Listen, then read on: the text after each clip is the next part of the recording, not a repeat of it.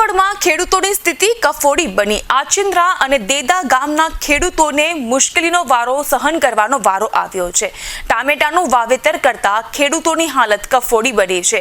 બજારમાં ટામેટાના યોગ્ય ભાવ ન મળવાને કારણે ખેડૂતોને હવે વ્યાપક નુકસાની વહોરવાનો વારો આવ્યો છે। વાવેતર પાછળ કરેલ ખર્ચ પણ મળતું નથી, જેના કારણે ખેડૂતોના પડ્યા પર પાટું જેવી સ્થિતિ છે।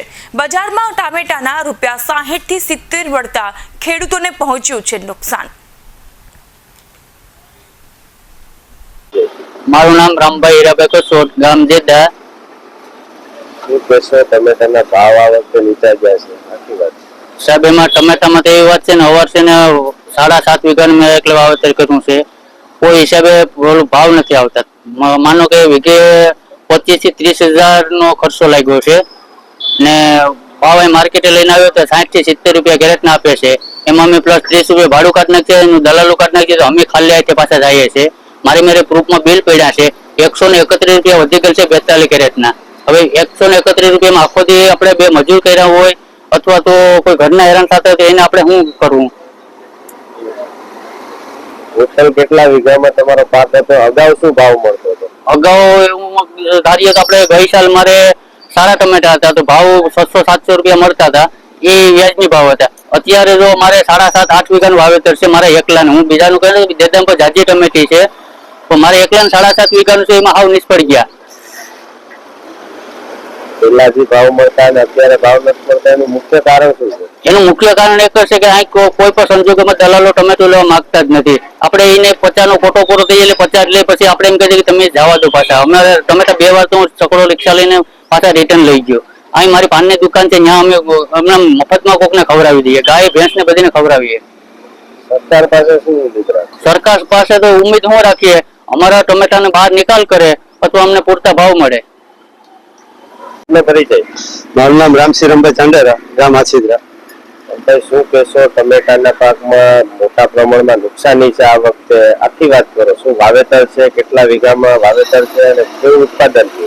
જે જો વાત કરવા જઈએ ખેડૂત તરફથી, તો હું પોતે એક ખેડૂત છું અને શાકભાજીનો મારો છેલ્લા 8-10 વર્ષથી અનુભવ છે। એના આધારે જો વાત કરીએ તો આ વર્ષે મેં ટમેટીનું 3 વીઘાનું વાવેતર કરેલું છે, અન્ય પણ વાવેતર કરેલું, પણ ખાસ કરીને જો ટમેટાની વાત કરીએ તો ગીર સોમનાથ જિલ્લામાં ઘણા ખેડૂત આવ્યા છે અને એમાં આજના આધુનિક યુગ પ્રમાણે અને ટેકનોલોજી પ્રમાણે જો ખર્ચ ગણીએ તો drip, grow cover, irrigation, mulching, દવા વગેરે વગેરે, સ્ટાન્ડર્ડ બિયારણ, એમ કરીએ તો 1 વીઘે 30,000 જેવો ખર્ચો થવા જાય છે। અને સારી જમીન અને ઉપજાઉ જમીન હોય તો વધારેમાં વધારે 300 થી 350 કેરેટનું ઉત્પાદન થાય છે। 1 કેરેટનું મિનિમમ જો 400 થી 500 રૂપિયાથી પણ વધારે હોય તો ભાડા સિવાયની બચત રહે છે। ભાડું લગાડીએ તો 800 ની રૂપિયા વેચાવું છે, પણ હાલના તબક્કે પરિસ્થિતિ એવી નિર્માણ થઈ છે કે વેરાવળ શાક માર્કેટમાં ટમેટા લઈને આવે ખેડૂત તો કોઈ ખેડૂતના ટમેટા વેપારી ઉતારવા તૈયાર નથી। જો ઉતારે તો 28-30 કિલોની ભરતીવાળા કેરેટના માત્ર 60 થી 70, 80 રૂપિયા સુધી આવે છે। એમાં એનું ભાડું નથી થતું, એનું કમિશન નથી થતું, એની મજૂરી નથી થતી, એટલે ખરેખર તો લાલ ટમેટાએ લાલ પાણીએ રોવડાવ્યા છે ખેડૂતને, એવી પરિસ્થિતિ નિર્માણ થઈ છે। આપણા જિલ્લામાં કેટલું વાવેતર સરેરાશ? આ વર્ષે મારા તો બહોળા પ્રમાણમાં વાવેતર હોય અને ખાસ કરીને જો કંઈક એમાં મદદ કરે ગવર્મેન્ટ, અને જો કંઈ સહાય તો પછીની વાત છે, કંઈક લાઈન આપે ને કંઈ નિકાસ કરે કે એવું કરે, ઉત્પાદન પ્રોડક્ટ સારું કરે તો ખેડૂતને બેનિફિટ મળી રહે। સરકારની પાસે શું અપેક્ષા? સરકાર પાસે એવી આશા છે કે જે કોઈ ખેડૂત જે કંઈ મટીરિયલ ઉત્પાદન કરે છે, ખરેખર તો સરકાર પણ ખેડૂતના ઉત્પાદિત સ્ત્રોત એટલે કે શાકભાજી, દૂધ, અનાજ વગેરે વગેરે પર જ નિર્ભર છે। પોતાના પેટમાં અમારા થકી જ ભરે છે, તેમ છતાં એનું બેંકો ભરે છે પણ પેટો નથી ભરવાની ચિંતા કરતા।